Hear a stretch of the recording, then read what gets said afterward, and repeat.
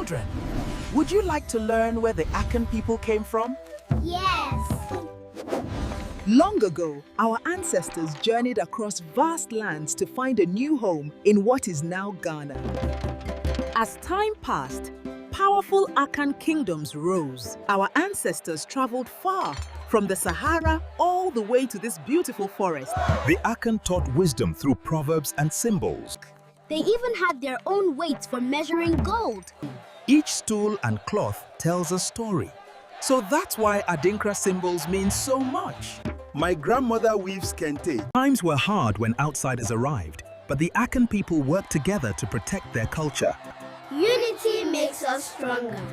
Today, the Akan live in many parts of Ghana and Côte d'Ivoire. Our traditions continue, our language is alive, and our festivals still bring people together.